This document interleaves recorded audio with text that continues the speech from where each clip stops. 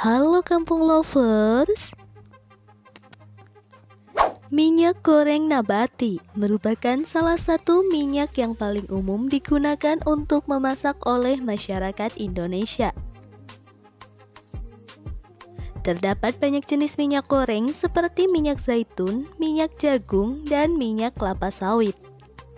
Namun, minyak kelapa sawit adalah minyak yang paling umum digunakan sehari-harinya. Ini terutama dikarenakan Indonesia merupakan produsen kelapa sawit terbesar di dunia, dengan jumlah yang dihasilkan dapat mencapai lebih dari 40 juta ton per tahunnya loh. Dan Indonesia masuk kategori negara penghasil kelapa sawit terbesar se-Asia bahkan dunia loh sobat. Kira-kira kamu tahu nggak sih bagaimana proses pembuatan minyak goreng kelapa sawit yang digunakan sehari-hari? Simak videonya sampai habis ya.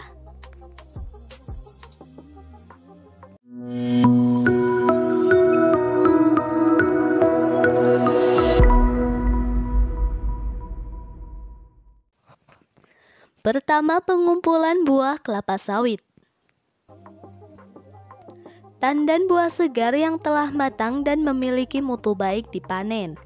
Setelah itu, tandan buah segar tersebut dibawa ke pabrik pengolahan kelapa sawit. Kedua, perebusan buah kelapa sawit. Tandan buah segar diolah dengan uap air panas bertekanan 2,2 hingga 3 kg per cm untuk sekitar 90 menit.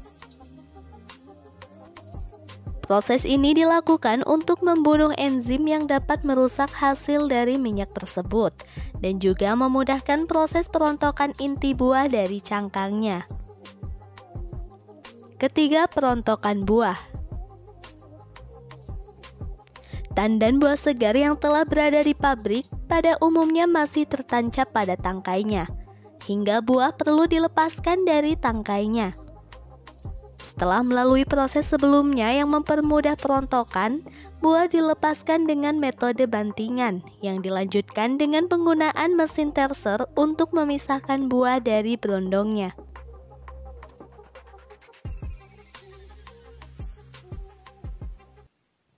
Keempat, pemerasan daging buah. Sebelum buah dapat diperas, ia akan diberikan tekanan uap bersuhu 80–90 derajat guna melepaskan biji buah dari daging buahnya. Setelah itu, daging buah akan dimasukkan ke dalam mesin pengompres yang akan memeras buah tersebut dan menghasilkan minyak kasar yang masih bercampur dengan daging buah atau ampas buah. Kelima, penyaringan minyak kasar. Minyak kasar yang dihasilkan oleh mesin pengompres akan disaring dengan memasukkannya ke dalam crude oil tank yang bertugas memisahkan ampas dan minyak.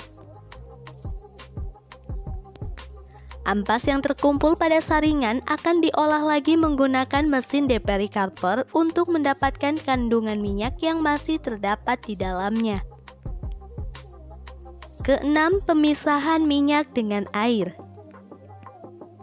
Pada proses ini, minyak yang telah tercampur dengan air dari uap akan dipisahkan. Proses pemisahan berurut, mengikuti fase minyak dan sesuai dengan kadar minyak yang ada. Pada fase ringan, minyak, air, dan massa jenis minyak yang ditampung pada continuous setting tank yang kemudian akan dibawa ke oil tank. Sedangkan fase berat berisi minyak, air, dan massa berat ditampung pada sludge tank dan kemudian dibawa ke sludge separator untuk memisahkan minyak dari airnya. Ketujuh, pemurnian minyak. Minyak yang telah terpisah dengan air belum 100% bebas air, hingga masih membutuhkan proses pemurnian lagi. Minyak dimasukkan ke dalam vacuum dryer yang untuk membuang kandungan air yang masih ada hingga volume minyak minimal atau di bawah ambang batas. Minyak yang telah melewati vacuum dryer ini sudah dianggap sebagai minyak murni. dan dimasukkan ke dalam oil storage tank untuk kemudian dibawa ke bagian pengemasan. Pemurnian minyak juga umumnya dilakukan 2 kali proses penyulingan, sehingga dapat menghasilkan minyak goreng yang lebih jernih. Nah, sekarang kamu sudah tahu kan bagaimana proses pembuatan minyak goreng dari kelapa sawit? Ternyata butuh proses panjang ya sobat, agar minyak yang dihasilkan maksimal dan aman di pasaran. Terima kasih sudah menonton, jangan lupa untuk subscribe ya, bye-bye.